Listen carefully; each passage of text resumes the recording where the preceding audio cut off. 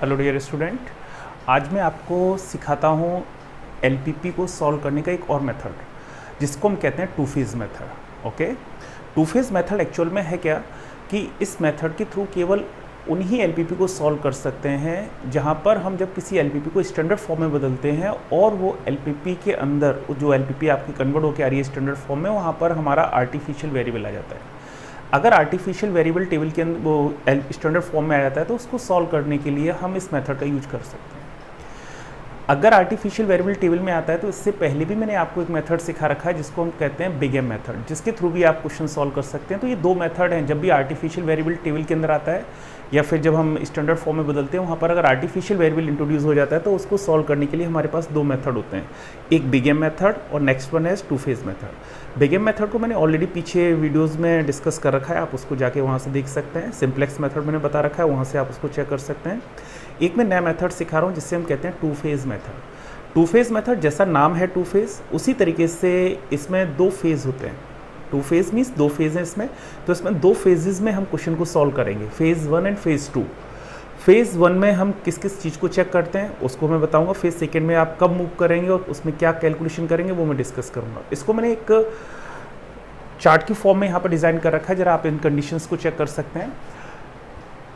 Phase first को मैंने तीन स्टेप्स में डिवाइड किया, step first, step second, step third. तो ये स्टेप्स तीन चेक कर लेते हैं। आफ्टर देन फेज़ सेकंड को मैंने डिज़ाइन किया। स्टेप फर्स्ट में देखो हम क्या करते हैं। स्टेप फर्स्ट में फॉर्म से new objective function omega Y assigning a price -1 to each artificial variable. जैसे मैंने अभी आपको बताया था कि टू फेज़ मेथड का यूज करते हैं जब कॉन्स्टेंट्स के अंदर आर्टिफिशियल वेरिएबल इंट्रोड्यूस कर आ जाता है।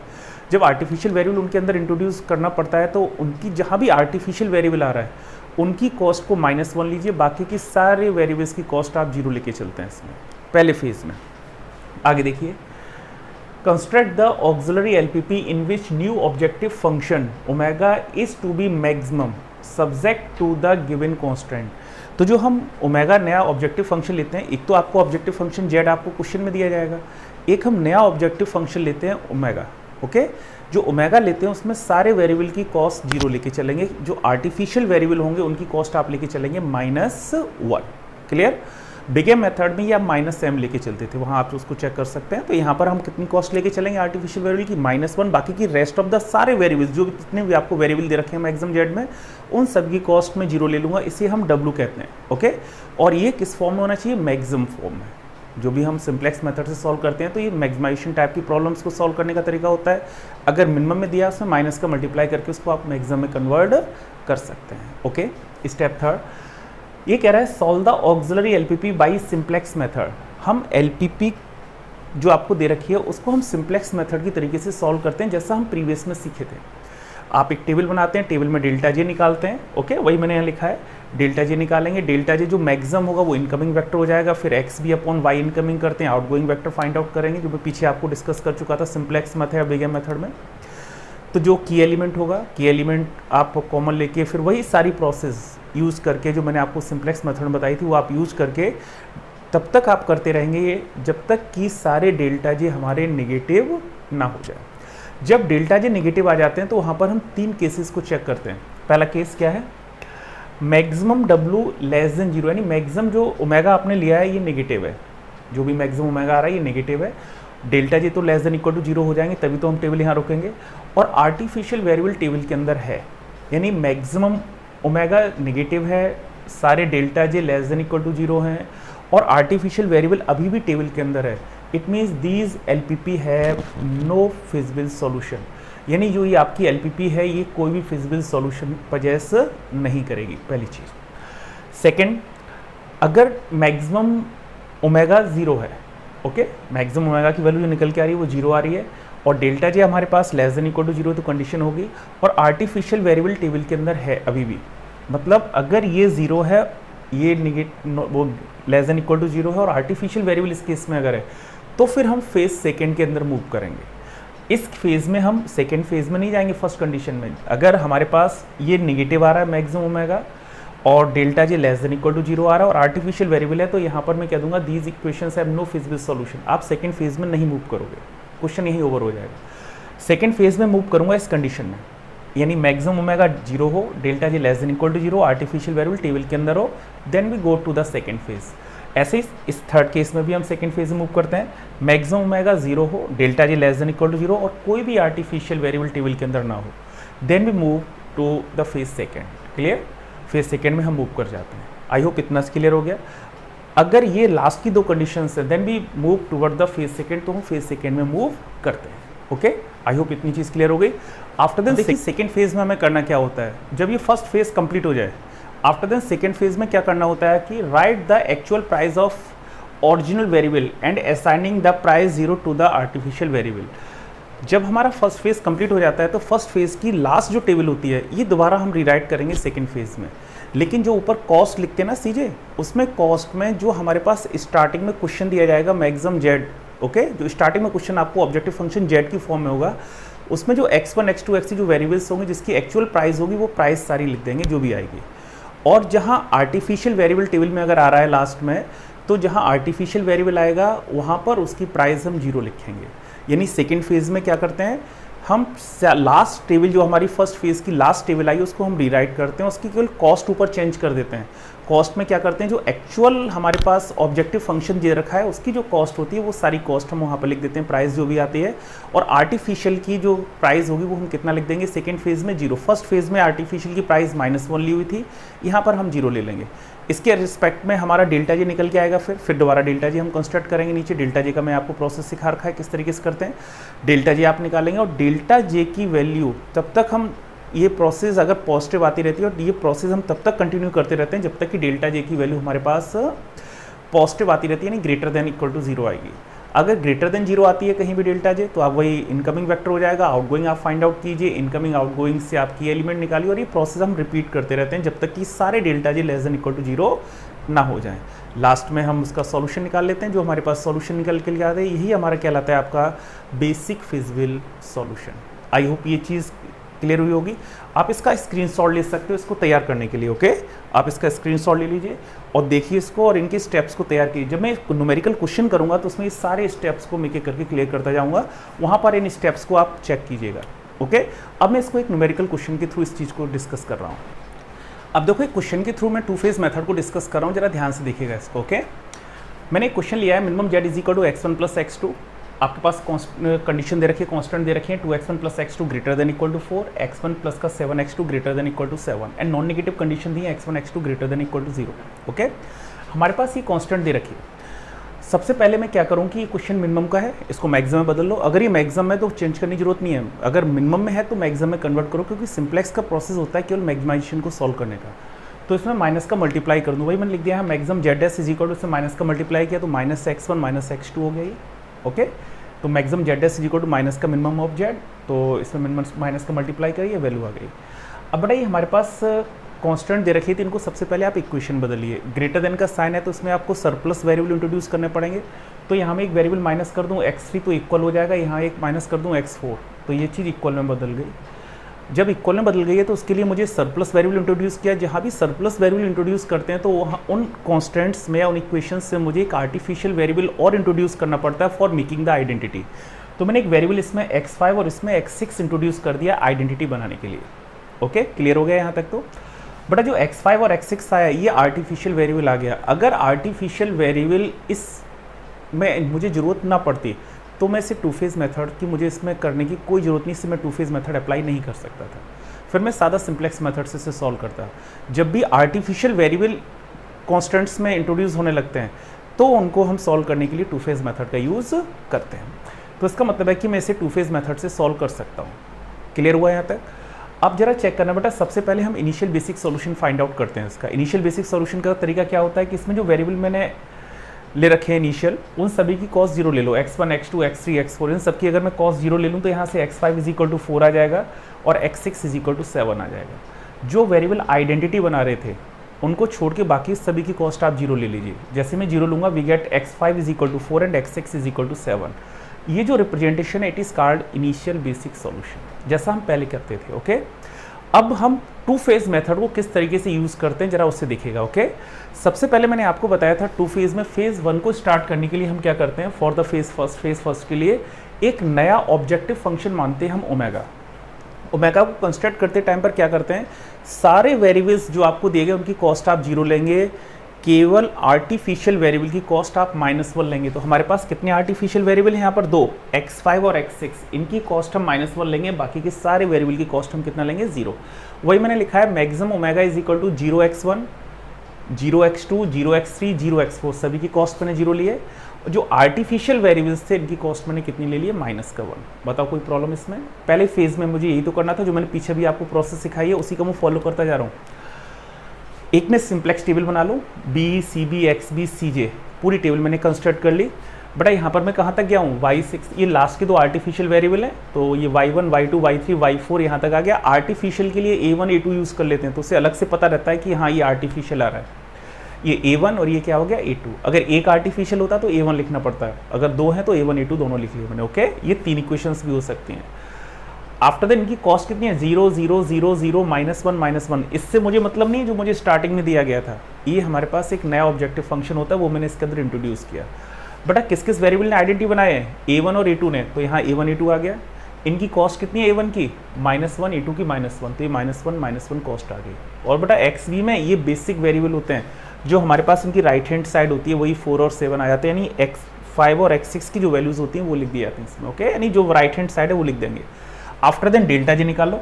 डेल्टा जे का मैंने प्रोसेस क्या सिखाया आपको, जिस कॉलम के लिए निकाल रहे हैं इसका मल्टीप्लाई आप कॉस्ट में करिए, 2 इंटू -1 माइनस का 2, 1 इंटू -1 दोनों को ऐड कीजिए, माइनस का 3 और यहाँ से माइनस कीजिए। 0 को -3 से माइनस करेंगे, 0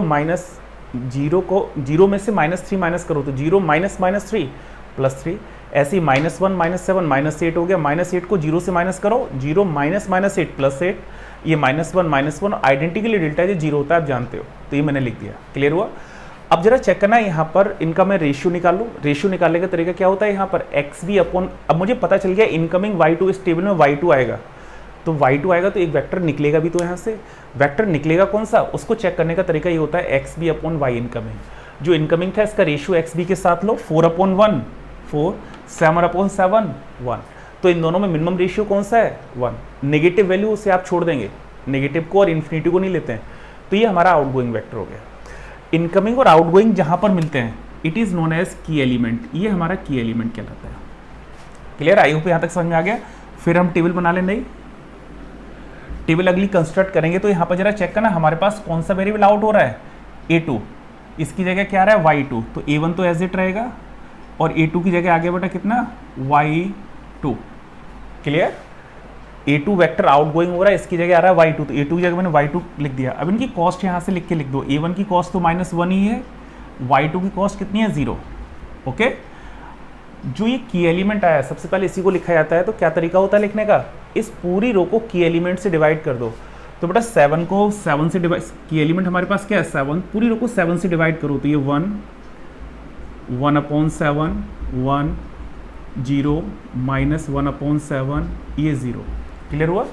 बेटा यहाँ करेंगे तो 1/7 आ जाएगा। मैंने आपको एक तरीका सिखाया था जब मैंने बिग एम मेथड सिखाया था, या यहाँ पे भी जो भी वेक्टर आउटगोइंग हो जाए उसको अगली टेबल में लिखने की जरूरत नहीं है, उसके लिए कैलकुलेशन करने की जरूरत नहीं है। तो हमारा वेक्टर कौन सा आउटगोइंग हुआ था, a2, तो a2 कॉलम को कैलकुलेट करने की आपको जरूरत नहीं, कुछ कैलकुलेशन ही बचेगी आपकी। ओके, a2 आउटगोइंग हो गया तो इसके लिए कोई कैलकुलेशन करने की जरूरत नहीं है। बेटा यहाँ से मैंने 7 से डिवाइड करके ये हमारे पास नई रो आ गई, ये की एलिमेंट की रो है। जो ये की एलिमेंट आ रहा था, की एलिमेंट के ऊपर या नीचे जो भी एलिमेंट्स आ रहे हैं सबको मुझे 0 करना होता है, आइडेंटिटी कॉलम में कन्वर्ट करना होता है। तो यहाँ पर ये 1 आ रहा है, 1 को 0 करना है इस 1 की हेल्प से, तो इससे इसको माइनस करता जाऊँ, 4 - 1 ये 3। ओके, 2 से मैं 1/7 को माइनस करूँगा, 2 - 1/7 ये आ जाएगा बेटा 13/7, 1 - 1 ये 0, और यहाँ पे चेक करूँगा बेटा -1 0 ये माइनस का 1, यहाँ से अगर माइनस करूँगा तो 0 - 1/7 ये +1/7 और ये 1। क्लियर? ये तो वैसे ही मैंने यूज़ किया। अब इसके लिए मैं डेल्टा जे फिर निकाल लूँ। बेटा आइडेंटिटी के लिए तो मैं डेल्टा जे 0 लिख दूंगा, जहाँ भी आइडेंटिटी आ रही है आइडेंटिटी के लिए डेल्टा जे 0 लिख दूँ। आफ्टर देन इनके लिए डेल्टा जे कैलकुलेट करो, इसका मल्टीप्लाई इसके साथ किया, माइनस का 13/7 इसका मल्टीप्लाई इसमें किया 0, दोनों को ऐड किया तो माइनस का 13/7 आएगा, 0 से माइनस करेंगे तो प्लस का 13/7। ऐसे में इसके लिए निकालो, -1 का मल्टीप्लाई -1 में किया +1, 0 से माइनस करेंगे माइनस का 1 हो गया। आफ्टर देन इसके लिए चेक कर लो, 1/7 का मल्टीप्लाई -1 में किया माइनस का 1/7, 0 को मल्टीप्लाई इसके साथ किया तो ये 0 हो गया, दोनों को ऐड किया -1/7, 0 से माइनस करेंगे तो प्लस का 1/7। इसके लिए मुझे नहीं लिखना है, ओके। अब जरा चेक करना है, यहाँ पर हमारे पास डेल्टा जी ये 2 आ रहे हैं, दोनों पॉजिटिव। बेटा यहाँ पर आप मिनिमम और निकाल लो, अगर मैक्सिमम ओमेगा निकालूं -1 × 3 -3 और ये 0 हो जाएगा तो -3 + 0 -3 आएगा, ओके। ये चेक करते रह रहे हैं। बेटा यहाँ पर देखो डेल्टा जे हमारे पास पॉजिटिव है, देखो ग्रेटर देन 0 आ रहा है, ये भी और ये भी 2 जगह ग्रेटर देन 0 आ रहा है। अगर एक भी जगह ग्रेटर देन 0 आता है तो मुझे टेबल दोबारा बनानी पड़ेगी, तब तक बनाते रहते हैं जब तक कि पॉजिटिव आते रहते हैं। अगर ये बाई चांस नेगेटिव हो जाता है, यहाँ ये भी नेगेटिव होता है, ये भी नेगेटिव होता है, लेकिन और ये देखो नेगेटिव है, ओमेगा का मान नेगेटिव है, डेल्टा जे भी अगर ये नेगेटिव हो जाते तो, और आर्टिफिशियल वेरिएबल टेबल में है, तो जो मैंने पीछे केस सिखाया था पहला, इसका मतलब हो गया कि इसका कोई भी फिजिकल सॉल्यूशन इसके अंदर एग्जिस्ट नहीं करता अगर ये नेगेटिव आ जाते तो। लेकिन हमारे पास ये नेगेटिव है, लेकिन ये दोनों अभी पॉजिटिव है, तो इसका मतलब टेबल अभी और बनेगी। तो इसका मतलब है कि इन दोनों में मैक्सिमम कौन सा हुआ, 13/7, ये इनकमिंग वेक्टर हो गया। अब इनका रेशियो कर लूँ, XB/Y इनकमिंग। अगर मैं रेशियो करूँ तो 3/13/7 करूँगा तो कितना आ गया, ये 21/13, ओके। 3/13/7 पलट गया, ये आ गया। इसको चेक किया तो वैल्यू आ गई 7। इसमें मिनिमम कौन सा हुआ, 21/13, तो ये हमारे पास आउटगोइंग वेक्टर हो जाएगा। आउटगोइंग और इनकमिंग जहाँ पर मिलते हैं वो की एलिमेंट, तो की एलिमेंट हमारे पास क्या हो गया, 13/7। आई होप यहाँ तक तो समझ में आ गया होगा। अगली टेबल फिर कंस्ट्रक्ट कर लो आप। अगर मैं अगली टेबल फिर कंस्ट्रक्ट करता हूँ तो इस तरीके से टेबल हमारे पास फिर बन जाएगी। यहाँ पर जरा चेक करना, ये यहाँ पर A1 की जगह क्या आ गया वेक्टर, हमारे पास इनकमिंग हुआ है Y1, सॉरी Y1 इनकमिंग हुआ है, आउटगोइंग है A1 की जगह हम लिखते हैं Y1, और ये Y2 एज इट, Y1 की कॉस 0, Y2 की कॉस 0, आप चेक कर लो, Y1 की 0, Y2 की 0। इस पूरी रो से क्या चीज़ कॉमन लेंगे आप, 13/7। मैं 13/7 कॉमन ले लूँ तो ये आ जाएगा बेटा 21/13, ये 1 हो जाएगा, ये 0 हो गया, -7/13, इसको चेक किया तो 1/13, ये बेटा करेंगे तो 7/13। बेटा इसकी भी कैलकुलेशन आप हटा सकते हैं, क्योंकि हमारे पास आउटगोइंग वेक्टर A1 हो गया, तो A1 की भी कैलकुलेशन आप हटा दीजिए और A2 की भी हटा दीजिए, कोई ज़रूरत नहीं है मुझे इसे लिखने की, ओके। इसके नीचे जो एलिमेंट आ रहा है इसको 0 करना है इसकी हेल्प से, यानी 1/7 को 0 करना है 1 की हेल्प से। तो मैं क्या करूं, इसमें 1/7 का मल्टीप्लाई कर दूं और यहाँ से मैं सब्ट्रैक्ट करता जाऊं। इसमें 1/7 का मल्टीप्लाई करो और 1 से सब्ट्रैक्ट करो, ओके। पूरी रो में ये ऑपरेशन करते जाओ, इस पूरी रो में 1/7 का मल्टीप्लाई करते जाओ और यहाँ से सब्ट्रैक्ट करते जाओ इस रो से, एलिमेंट टू एलिमेंट। देखो मैं क्या, तो ये हमारे पास ये रो आ जाएगी अगर इसमें मैं 1/7 का मल्टीप्लाई कर दूंगा और इससे सब्ट्रैक्ट करता चला जाऊंगा, क्योंकि इन दोनों का साइन सेम है तो सब्ट्रैक्ट कर दो, अगर साइन अपोजिट होता है तो उनको ऐड कर देता। ये हमारे पास आ गई। इसके लिए फिर डेल्टा जे निकाल लो। आइडेंटिटी के लिए डेल्टा जे 0 होता है, इसका मल्टीप्लाई इसमें करेंगे 0, इसका मल्टीप्लाई इसमें करेंगे 0, तो 0 × 0 0 आया, और 0 से माइनस करेंगे ये टर्म भी 0। अब यहाँ पर अगर मैं मैक्सिमम ओमेगा निकालूँ, ये 0 आ गया।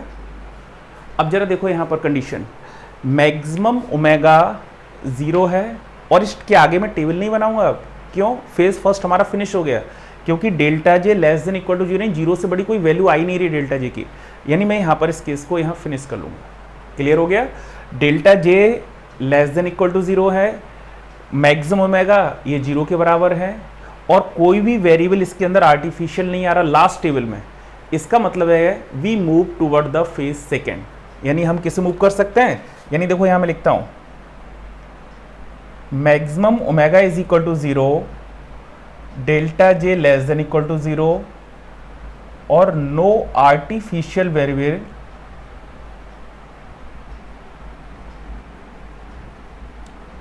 इन the table. Clear, it means we move toward the second phase. हम किससे मूव कर सकते हैं? सेकेंड फेज में। ये इंडिकेट कर देता है, यानी फेज फर्स्ट या फिनिश। ओके, अब फेज सेकेंड में हम क्या करते हैं? इसका मतलब ये हो गया कि ये फेज सेकेंड में मूव कर सकते हैं। बट अब फेज सेकेंड में हम दोनों केसेस में मूव कर सकते थे। मैक्सिमम ओमेगा 0 होना चाहिए, डेल्टा जे सारे छोटे होने चाहिए, लेस देन इक्वल टू 0 होने चाहिए, चाहे आर्टिफिशियल वेरिएबल इसमें हो या ना हो। अगर ये निगेटिव होता और डेल्टा जे हमारे पास लेस देन इक्वल टू 0 हो जाते, अगर डब्ल्यू का मान निगेटिव होता, उस केस में आर्टिफिशियल वेरिएबल इसके अंदर आ रहा है, तो उस केस में हम सेकेंड फेज में मूव नहीं करते हैं। क्लियर? तो अब हम किससे मूव करेंगे? Toward the second phase. यानी अब हम सेकेंड फेज में मूव करते हैं। किस तरीके से हम सेकेंड फेज में कंस्ट्रक्ट करते हैं टेबल, अब मैं उसको आपको बताता हूँ। अब देखो फेज सेकेंड में हम क्या करते हैं। फेज सेकेंड में हम बनाने के लिए मैंने फेज सेकेंड को अभी यूज़ करूँगा। ये फेज सेकेंड तब आप यूज़ करेंगे जब हमारा फेज फर्स्ट फिनिश हो जाएगा। फेज फर्स्ट फिनिश कब होगा? जब डेल्टा जे हमारे पास लेस देन इक्वल टू 0 हो जाए। Okay, maximum delta maximum omega 0 हो और आर्टिफिशियल वेरिएबल चाहे टेबल में हो या ना हो, लास्ट टेबल की बात करते हैं इसको। ओके, यहाँ आपका फेज फर्स्ट क्लियर, ये कंडीशन है, इसका मतलब मैं सेकेंड फेज में मूव कर सकता हूँ। अभी कंडीशन में आप सेकेंड फेज में करते क्या है जरा वो से देखना आप। बट सेकेंड फेज में हम फिर एक टेबल कंस्ट्रक्ट करते हैं जो ओरिजिनल कॉस्ट थी उसके साथ, B C B X B C J, और इसमें जो लास्ट टेबल हमारी फर्स्ट फेज में आई है ये वाली, इसके वेरिएबल्स केवल हम लिखेंगे। इसमें कितने कॉलम है? 1 2 3 4, ये 4 कॉलम बचे हैं, y1 y2 y3। जो भी कॉलम लास्ट टेबल में आएंगे, इनसे मतलब नहीं जो क्रॉस हो चुके हैं, इनको तो हटा दिया। जो लास्ट टेबल बनी है एज इट पूरी टेबल हम यहाँ कंस्ट्रक्ट करेंगे। तो बेटा यहाँ पर सारी वैल्यूज में लिख दूं, देखो ये y1 y2, ये कॉस्ट नहीं लिखेंगे अभी, ये कॉस्ट अभी नहीं लिखेंगे। आफ्टर देन एक्स बी का मान ये 21/13 और बेटा 10/13, और बाकी की सारी कॉस्ट ऐसी 1001, ये है -7/13, ये 1/13, ये 1/13, ये माइनस का 2/13। यानी सेकेंड फेज में हम क्या करेंगे, जो फर्स्ट फेज की लास्ट टेबल है ये पूरी एज इट लिख लेंगे विदाउट कॉस्ट। यहां कॉस्ट नहीं लिखेंगे और ये भी कॉस्ट नहीं लिखेंगे। ओके, इतना ये पूरी कैलकुलेशन यही है जो मैंने लास्ट टेबल की लिखी है, पूरी एज इट आप लिख देंगे इसके अंदर। ओके, अब जरा चेक करो यहां पर जो हमारे पास इनिशियल क्वेश्चन दिया गया है उसमें जो ऑब्जेक्टिव फंक्शन दिया गया है z, उसके कोफिशिएंट्स आप यहाँ लिखेंगे। मैक्सिमम फॉर्म में होना चाहिए, वो भी मैक्सिमम फॉर्म में, यही तो कोफिशिएंट था। यहाँ जो x1 का कोफिशिएंट है, x1 की जो कॉस्ट है वो कितनी है? -1, x2 की -1। ओके, तो y1 की कॉस्ट यहाँ कितना लेंगे हम? -1, ये -1। क्लियर? बट ये y3 y4 ये तो हमारे पास सरप्लस वेरिएबल थे, इनकी कॉस्ट कितनी होगी? 0। इन वेरिएबल्स को छोड़ के बाकी के जितने भी वेरिएबल्स आते हैं सबकी कॉस्ट हम 0 ही लेंगे, चाहे आर्टिफिशियल वेरिएबल हो कोई हो। अब अगर इसमें तो आर्टिफिशियल वेरिएबल है ही नहीं, क्योंकि इस टेबल में आर्टिफिशियल वेरिएबल दोनों बाहर हो गए थे। अगर बाई चांस इसमें आर्टिफिशियल वेरिएबल होता तो उसकी भी कॉस्ट में यहाँ पर 0 ही लिखता। क्लियर? केवल जो वेरिएबल्स हमें ओरिजिनल प्रॉब्लम में दे रखे थे केवल उनकी कॉस्ट लिखी जाती है, वो भी मैक्सिमम फॉर्म में। ये मिनिमम वाली ये नहीं लिखेंगे, इसको मैक्सिमम बदलने के बाद हमारे पास ये कंडीशन आई थी, इसमें जो कॉस्ट है x1 की कॉस्ट वो y1 की हो गई, x2 की मतलब y2 की होगी, -1, बाकी रेस्ट ऑफ द एलिमेंट सारे 0। क्लियर हुआ? अब जरा चेक करो, आइडेंटिटी y1 और y2 ने बनाई है। y1 की कॉस्ट यहाँ कितनी है? -1, y2 की कॉस्ट कितनी है? -1, तो यहाँ पर आ जाएगा -1 बताओ क्लियर हुआ इतना? यानी मैंने क्या इसमें इंट्रोड्यूस किया हुआ है? केवल ये cj ये इंट्रोड्यूस किया, इसके अकॉर्डिंग ये हमारे पास cj फिर चेंज हो गया। अब इसके लिए आप डेल्टा जे फिर कंस्ट्रक्ट करके निकालिए। जैसे हम डेल्टा जे यहाँ निकालते थे सेम उसी फॉर्म में हम डेल्टा जे यहाँ निकालें। बट डेल्टा जे निकालने का मैंने आपको तरीका क्या सिखाया? आइडेंटिटी के लिए तो 0 होता है, इसके लिए तो 0 ही निकल के आएगा। इसका मल्टीप्लाई आप इसमें कीजिए, जो भी वैल्यू आती है यहाँ लिख दीजिए। आप इसका मल्टीप्लाई यहाँ करेंगे माइनस इंटू माइनस, प्लस का 7/13, इसका इसमें करेंगे माइनस का 1/13, माइनस का 7 प्लस का 7/13 और माइनस का 1/13, यह आ जाएगा 6/13, ये आ गया माइनस का 6/13। ओके, और ये आ जाएगा माइनस का 1/13।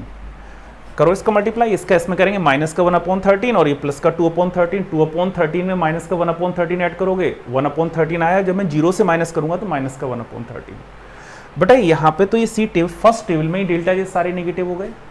आप चेक करो, ये डेल्टा जे सारे लेस देन इक्वल टू 0 आ रहे हैं, और यहाँ पर सारे डेल्टा जे हमारे पास कैसे आ रहे हैं,